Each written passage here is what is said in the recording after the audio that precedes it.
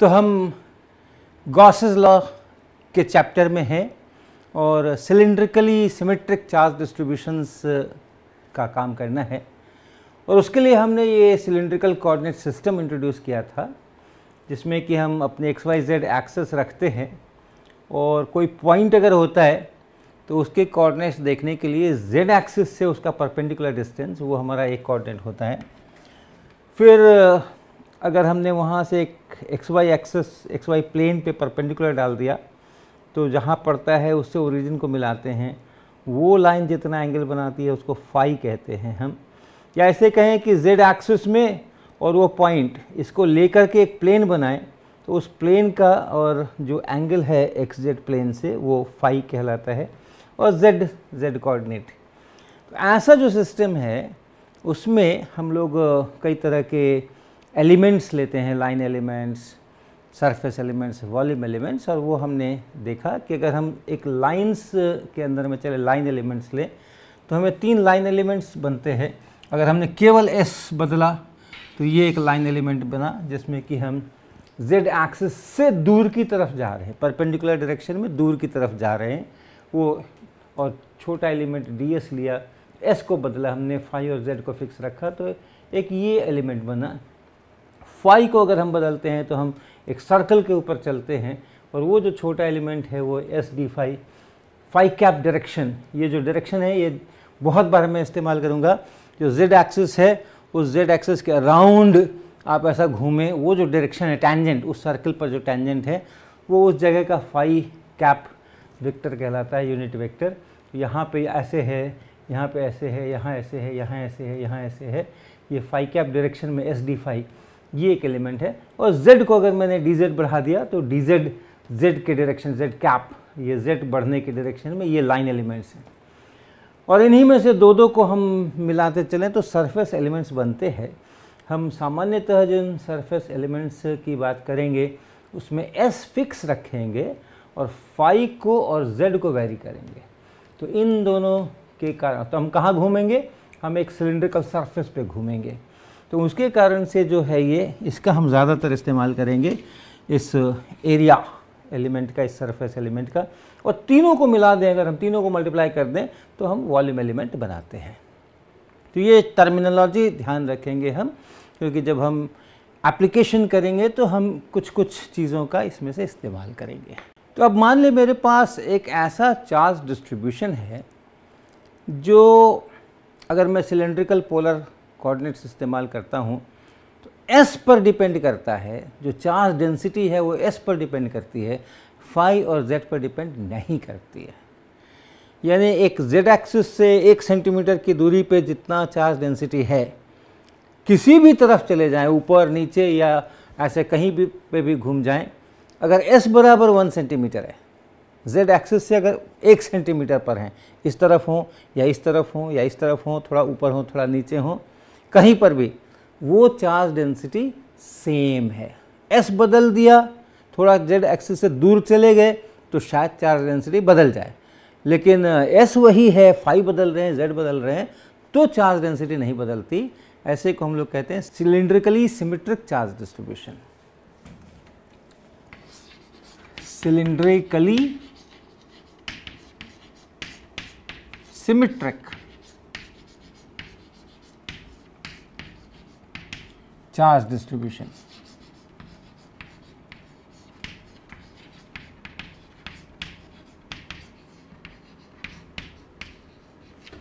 तो यानी charge density अगर आप लिखें रो, एक छोटा सा वॉल्यूम हो और उसमें कितना चार्ज है फिर भाग लगा दें और ये चार्ज डेंसिटी निकालें, तो ये जो रो है जो किसी पॉइंट पर लिखते हैं उसको, तो सिर्फ इसको डिपेंड करना चाहिए S पे, फाई पे डिपेंड नहीं करना चाहिए, Z पे डिपेंड नहीं करना चाहिए, तब उसको हम लोग सिलिंड्रिकली सिमेट्रिक चार्ज डिस्ट्रीब्यूशन कहते हैं।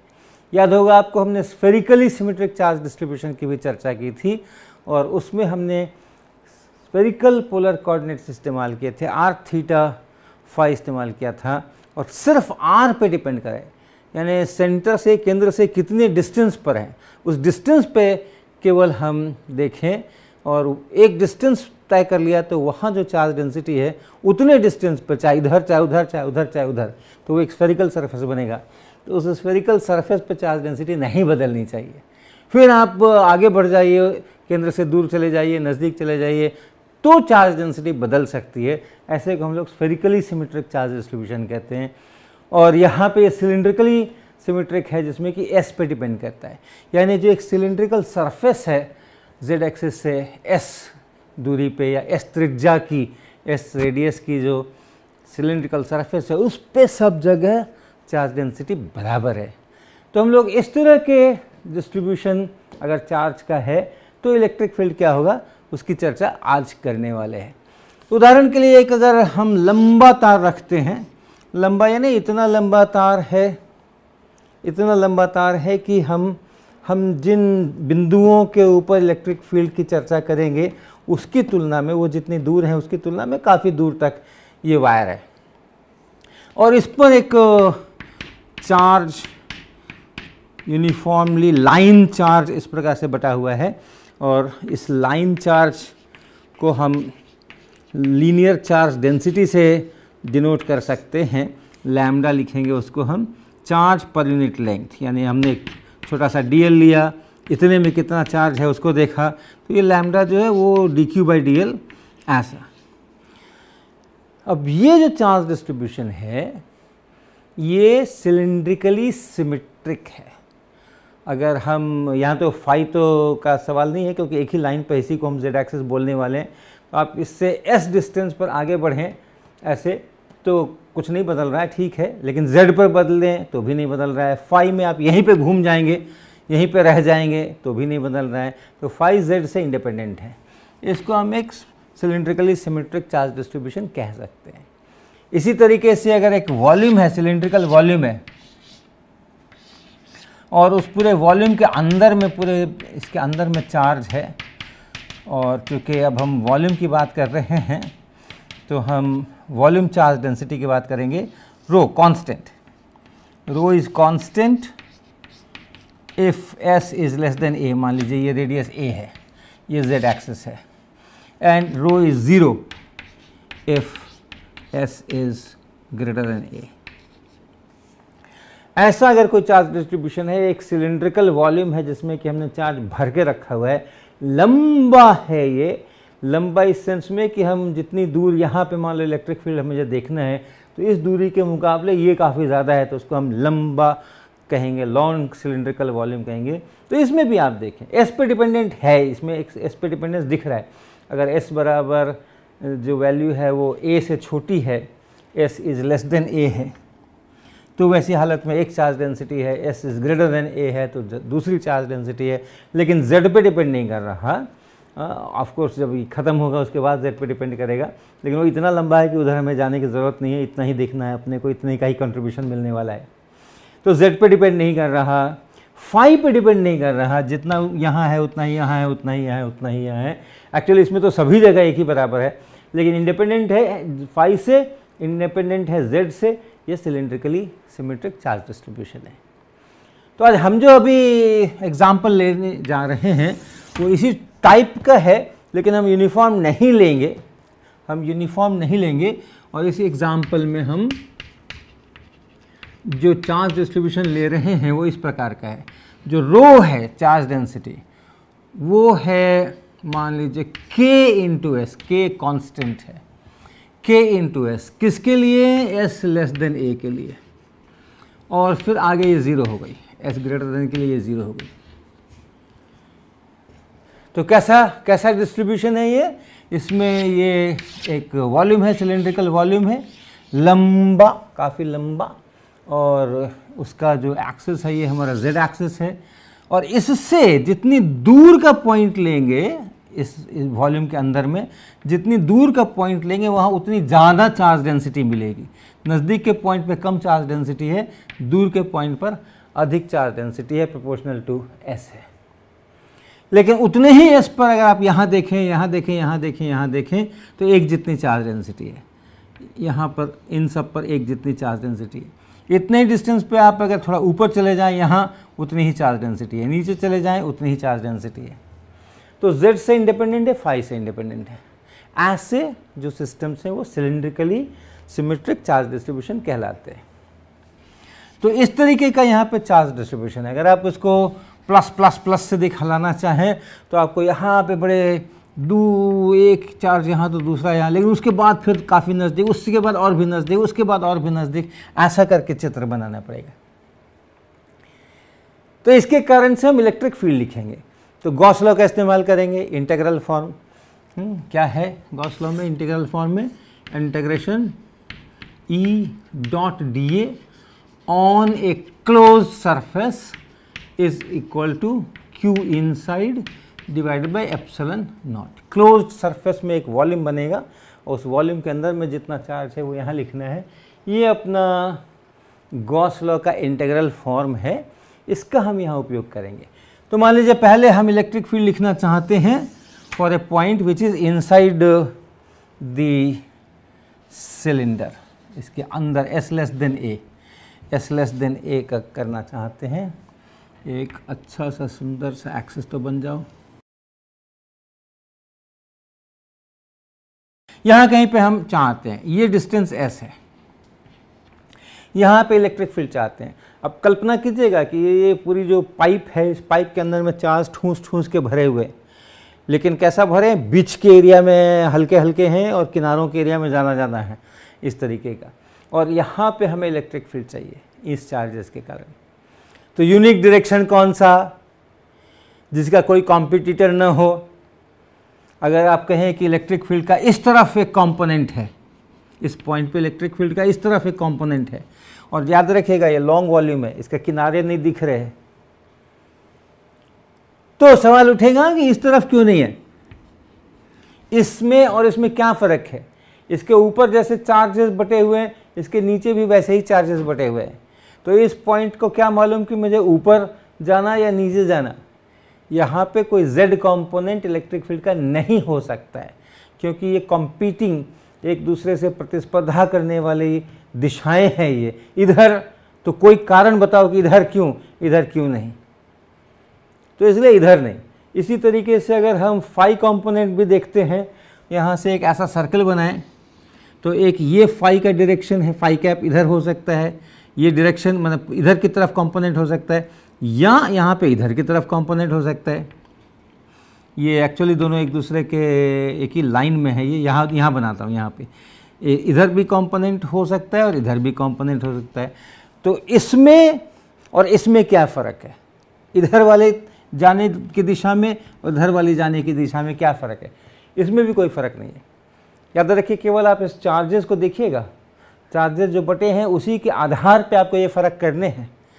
तो फाई कंपोनेंट में कोई फ़र्क नहीं कर सकते हैं प्लस माइनस में, जेड कंपोनेंट में कोई फ़र्क नहीं कर सकते हैं प्लस माइनस में।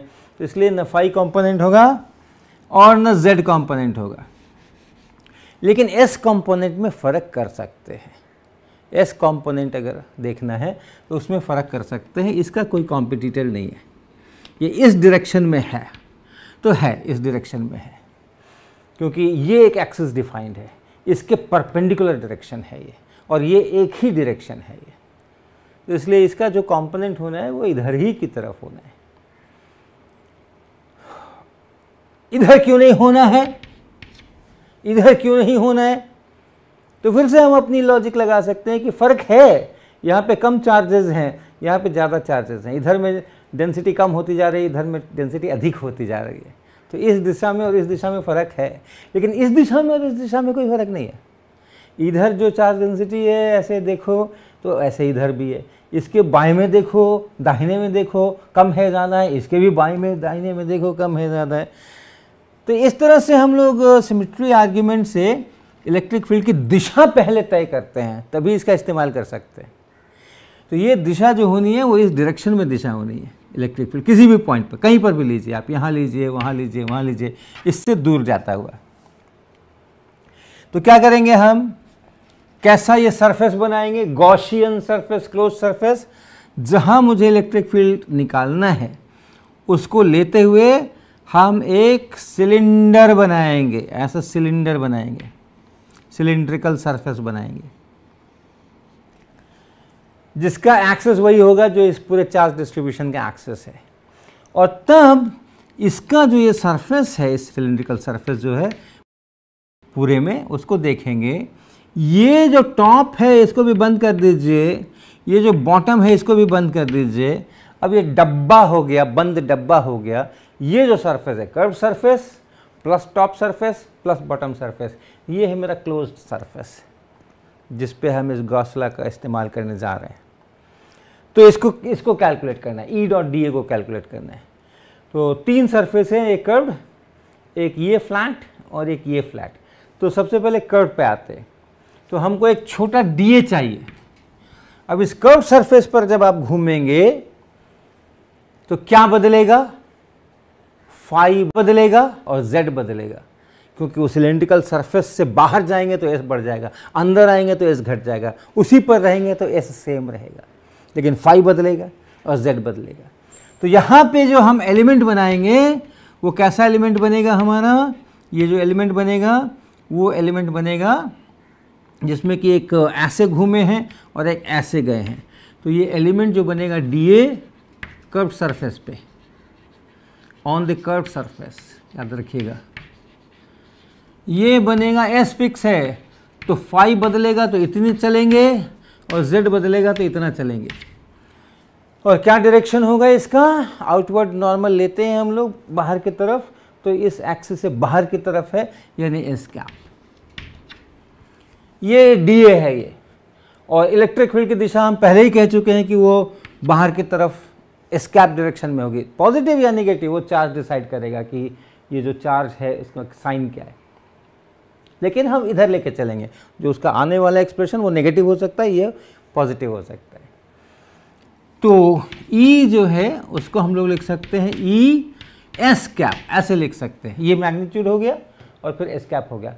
याद रखिएगा कि जब हम ऐसा लिखते हैं तो ज़रूरी नहीं है कि ये मैग्नीट्यूड हो जाए, मतलब नेगेटिव भी हो सकता है उस सेंस में। तो ई डॉट डी ए, ई डॉट डी ए, ये ई और ये डी ए, तो S cap dot S cap हो गया 1।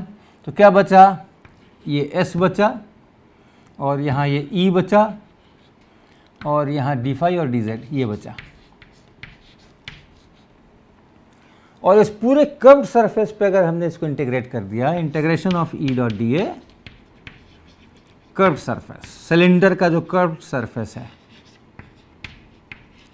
क्योंकि हम हमेशा क्लोज्ड सरफेस में काम करना है, तो पहले कर्व्ड को देखेंगे, बाद में फ्लैट्स को भी देखेंगे। ये हो गया हमें एस, इस पूरे कर्व्ड सरफेस के लिए एस फिक्स्ड है, एक ही एस है, एक ही रेडियस है इस सिलिंड्रिकल सरफेस का, तो इसलिए ये एस फिक्स्ड है। ई का मैग्नीट्यूड फिक्स्ड है। आप एस नहीं बदलेंगे अगर, तो ई का भी बदलेगा नहीं, क्योंकि फिर से वही बात है कि आप यहाँ देखें, यहाँ देखें, यहाँ देखें, अगर एक ही सेम डिस्टेंस पर हैं तो जैसा ये वैसा ये वैसा ये वैसा ये वैसा ये, तो जो ई का मैग्नीट्यूड यहाँ वही यहाँ वही यहाँ वही यहाँ वही यहाँ। ऊपर नीचे देखें आप, यहाँ देखें चाहे यहाँ देखें, इन दोनों पॉइंट्स में कोई फ़र्क नहीं, जब तक कि ये किनारे दिखाई न देने लग जाए। अगर ये लॉन्ग सिलेंड्रिकल वॉल्यूम है, किनारे दिखाई नहीं दे रहे हैं, तो जैसा इधर वैसा इधर। तो इस कारण से हम लोग जब लिखेंगे यहाँ पे ई, तो ई का मैग्नीट्यूड भी कांस्टेंट होगा और सिर्फ इंटीग्रेशन होगा फाई पे और जेड पे। अब ये जो हाइट है, ये मान लिया एच हाइट मैंने ली है, तो डी जेड पूरा जोड़ेंगे तो ये एच बनेगा, और डी फाई जोड़ेंगे तो 2 पाई बनेगा। तो यानी ये 2 पाई यहाँ से और एच यहाँ से और एस यहाँ से और ई यहाँ से। फ्लैट पर आइए, इस पर भी देखिए, फ्लैट सरफेस, इस पर देखिए ई dot d A, D A देखिए। अब ये डी ए कहाँ लेना है? ये डी ए कहाँ लेना है? ये डी ए इस फ्लैट सरफेस पर लेना है, यहाँ पे लेना है। इस फ्लैट सरफेस पर अगर आप ले रहे हैं तो क्या नहीं बदल रहा है? जेड नहीं बदल रहा है, फाई बदल रहा है, एस बदल रहा है। इस फ्लैट सरफेस पे आप एक्सिस के नज़दीक के भी पॉइंट्स हैं, दूर के भी पॉइंट्स हैं, एस बदल रहा है। फाई बदल रहा है, इधर भी है पॉइंट्स, इधर भी है, इधर भी है, इधर भी है, लेकिन z नहीं बदल रहा। तो इसका डायरेक्शन क्या होगा? यहाँ जब हम एरिया एलिमेंट बनाएंगे तो उसका डायरेक्शन z कैप के डायरेक्शन में होगा। और उस एरिया का मैग्नीट्यूड क्या लिखेंगे?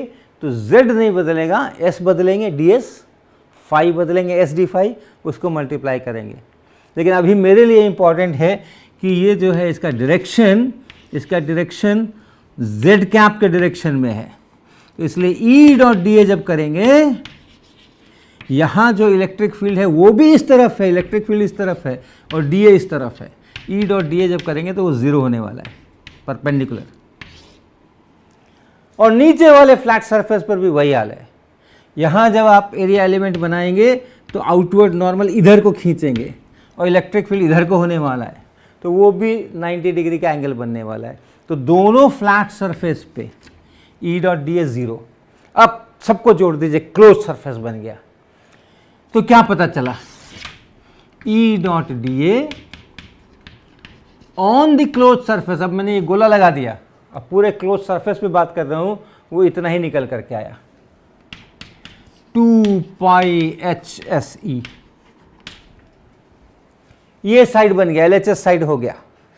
RHS साइड में आ जाइए। इस सिलिंड्रिकल वॉल्यूम जो बना है, जो हमने ये लिया है, इसके अंदर कितना चार्ज है, Q इन कितना है, वो निकालना पड़ेगा। चार्ज डेंसिटी वैरी कर रही है, चार्ज डेंसिटी वैरी कर रही है। तो इस सिलिंड्रिकल, अब वॉल्यूम की बात हो रही है, इस पूरे वॉल्यूम में कितना चार्ज है, तो हमें एक वॉल्यूम एलिमेंट लेना होगा। इसके अंदर में ये जो सिलिंड्रिकल वॉल्यूम यहाँ बना हुआ है, इसके अंदर में एक छोटा वॉल्यूम लेना पड़ेगा, वॉल्यूम एलिमेंट। यहाँ चार्ज लिखना पड़ेगा और फिर पूरे इस वॉल्यूम पे इंटीग्रेट करना पड़ेगा। तो अगर हम छोटा वॉल्यूम एलिमेंट यहाँ पे लिखेंगे, S भी बदलेंगे, फाई भी बदलेंगे, Z भी बदलेंगे, तो हमारा वॉल्यूम एलिमेंट बनेगा। क्या होगा वो? S बदला, फाई बदला और Z बदला, ये वॉल्यूम एलिमेंट बना। और जो उस इतने वॉल्यूम एलिमेंट के अंदर जो चार्ज है, rho D A, rho D टॉ, वो कितना हुआ? रो कहाँ लिया है ये वॉल्यूम एलिमेंट कहाँ लिया है? इससे एक्सिस से s दूरी पे लिए हैं, उसके बाद उसको ds आगे बढ़ाए हैं। तो ds तो इन्फिनिटेसिमल है, तो यहाँ से s दूरी पर है ये, और इसलिए ये जो रो है ये k इंटू एस, और डीटो है यहाँ पे s ds d फाई और dz, ये है, ये dq है। उस छोटे से वॉल्यूम एलिमेंट में जितना चार्ज है वो ये है। अब इसको आप इंटीग्रेट कर दीजिए पूरे में निकालने के लिए। तो जो चार्ज इनसाइड है वो इसी का इंटीग्रेशन हो गया, integration k s square ds, ये हो गया। फिर यहाँ पे d फाई हो गया और यहाँ पे dz हो गया। प्रॉपर लिमिट्स, क्या लिमिट्स होंगे? इस पूरे सिलिंड्रिकल को कवर करना है, तो इस सिलेंडर को कवर करने के लिए S को 0 से शुरू होकर के यहाँ तक जाना है, इस पॉइंट तक जाना है, इतनी दूरी तक जाना है। तो अगर आप इसको, ये जो फाइनली जहाँ मुझे निकालना है उसके डिस्टेंस को कुछ अलग नाम दे लीजिए, कन्फ्यूज़न न हो, बाद में मैं बदल लूँगा। S0, ये S0 दूरी पर अगर ये पॉइंट है, तो S का जो लिमिट है वो हमारा 0 से और S0 तक है। इतनी ही दूर के अंदर में निकालना है मुझे अपना चार्ज कितना है इनसाइड, Q इनसाइड। और फाई का तो 0 से 2 पाई होना पड़ेगा। और dz जब करेंगे, आप यहाँ से यहाँ तक जाएंगे, तो जो भी यहाँ लिमिट है उससे h ज़्यादा यहाँ लिमिट होगी। ये इंटीग्रेशन मुझे पता ही है क्या होने वाला है, तो कुछ z0 से z0 प्लस h ऐसा लिख सकते हैं आप। क्या बना? ks क्यूब बाई 3, और लिमिट रख दीजिएगा ये अपर लिमिट, तो इतना ks क्यूब, ये ks क्यूब बाई 3 ये बना। d फाई का इंटीग्रेशन 2 पाई बना, और इसका इंटीग्रेशन जो ये हाइट ली है वो बना h। ये है क्यू इन। अब आप मिलान कीजिए, हमारे पास लेफ्ट हैंड साइड भी है, राइट हैंड साइड भी है। अब आप मिलान कर दीजिए। ये जो लेफ्ट हैंड साइड है वो है 2 पाई एच एस ई, और राइट हैंड साइड जो है वो है 2 पाई एच एस नॉट। ये भी एस नॉट ही है, ये भी एस नॉट ही है। कर्व सरफेस का भी रेडियस अगर आप एस नॉट लेते हैं तो उसको भी एस नॉट ही लिखेंगे। तो 2 पाई ये लिख रहे हैं ये साइड 2 पाई एच और एस नॉट का क्यूब, और के भी है और 3 भी है, के भी है और 3 भी है। ऐसा यहां से इलेक्ट्रिक फील्ड लिख लीजिए, मैग्नीट्यूड लिख लीजिए। क्या क्या कट गया? 2 पाई कट गया, 2 पाई को काट दीजिए, हटाइए। एच कट गया, ये एच यहाँ से और ये एच यहाँ से ख़त्म। यहाँ एस नॉट है, यहाँ एस नॉट का क्यूब है, इस एस नॉट को ख़त्म कर दीजिए और यहाँ पे इसको स्क्वायर कर दीजिए। क्या बच गया यहाँ पे? ई बराबर एस नॉट यहाँ से ख़त्म कर दिया मैंने, यहाँ पे बच गया ये के एस नॉट का स्क्वायर और बटा 3। तो इस तरह से हमें यहाँ पर अंदर में, इसके अंदर में किसी पॉइंट पे एस नॉट दूरी पे किसी पॉइंट पे ये इलेक्ट्रिक फील्ड मिल गया। अब एक बार ये मिल गया, ये सारा जो कैलकुलेशंस है अब इसकी ज़रूरत है नहीं अपने को, तो फिर हम इसी सेंटेंस को दोबारा बोलने वाले हैं। कौन से सेंटेंस को? ये फॉर्मूला देखिएगा, जेड एक्सिस से एस नॉट दूरी पे इलेक्ट्रिक फील्ड का मैग्नीट्यूड के एस नॉट स्क्वायर बाई 3 होता है। तो हम ये भी बोल सकते हैं कि जेड एक्सिस से एस दूरी पर के पॉइंट का इलेक्ट्रिक फील्ड के एस स्क्वायर बाई 3 होता है। तो एस के फंक्शन के रूप में अगर हम इलेक्ट्रिक फील्ड लिखते हैं तो electric field will be k s square by 3 for s less than a. जो बाहर के पॉइंट पे इलेक्ट्रिक फील्ड चाहिए, और अगर आप इसका डायरेक्शन भी लिखना चाहते हैं तो ये ई कर दीजिए और यहाँ पे इसको कैप कर दीजिए। के का साइन पॉजिटिव है कि नेगेटिव है वो डिसाइड करेगा कि फील्ड बाहर की तरफ है या अंदर की तरफ है। अब इसके बाहर के पॉइंट के लिए अगर आपको निकालना है, जो आप खुद करेंगे, तो ऐसा ही बनाइएगा, इसी प्रकार का। उसी तरह से एच हाइट का एक सिलेंडर ऐसा बनाइएगा, एक सिलेंडर ऐसा बनाइएगा यही एक्सिस लेकर के, और इसी तरह से इसका भी कर्व्ड सरफेस देखिएगा और फ्लैट सरफेस देखिएगा, और इधर का फ्लैट सरफेस देखिएगा। इलेक्ट्रिक फील्ड यहाँ ये इलेक्ट्रिक फील्ड ऐसा होगा, डायरेक्शन इसी तरह हर तरफ ये एक्सिस से दूर हटते हुए डायरेक्शन में होगा, और पूरे इस सरफेस पे इस इलेक्ट्रिक फील्ड का मैग्नीट्यूड फिक्स्ड होगा। तो उसी प्रकार से आप ई डॉट डी ए निकालिएगा कर्व सरफेस पे, और फ्लैट सरफेस पे फिर से 0 आएगा, और यही एक्सप्रेशन आएगा, यही एक्सप्रेशन आपको फिर से आ जाएगा, क्योंकि कोई भी चीज़ बदली नहीं है। अभी ई का मान तो बदलेगा, लेकिन वो तो ई यहाँ से खुद ही निकल करके आने वाला है, तो यही एक्सप्रेशन आने वाला है। और चार्ज जिस समय लिखेंगे क्यू इनसाइड, चार्ज जब लिखेंगे इसके अंदर का चार्ज, तो ये इतने के अंदर का चार्ज मिलेगा, क्योंकि यहाँ तो चार्ज है ही नहीं। तो एस नॉट तक का चार्ज का हमने ये निकाला हुआ है क्यू इन, देखिए। और ए, ये एस बराबर ए है, ये या इस एस नॉट को मैं यहाँ तक घुमा दूँ, ए तक ले जाऊँ, तो क्या हो जाएगा? इस एस नॉट की जगह पर ए हो जाएगा। तो हम जल्दी से लिख सकते हैं ई डॉट डी ए मेरा वही रहने वाला है 2 पाई एच एस ई, और क्यू इनसाइड जो है वो रहने वाला है, क्यू इनसाइड ये देखिए k a cube by 3 into 2 pi h, ये रहने वाला है। और इन दोनों को आप बराबर कीजिएगा। बटा एप्सिलॉन नॉट लगाया कि नहीं? नहीं लगाया, बटा एप्सिलॉन नॉट। ये हो गया इधर वाला पार्ट, और ये क्यू इन हो गया बाई एप्सिलॉन नॉट। तो ये इसको और इसको फिर से आप बराबर कीजिए एप्सिलॉन नॉट लेते हुए, और वहाँ से आप ई लिख सकते हैं कि ई कितना होगा, और ये आना चाहिए के और ए क्यूब बाई 3s। ये आना चाहिए बाहर के पॉइंट के लिए। बस जैसे इसका अलजेब्रा कर लीजिए, ये बराबर ये बाई एप्सिलॉन नॉट, यहाँ से आप ई लिख सकते हैं। तो ये हो गया और ये हो गया for S greater than A.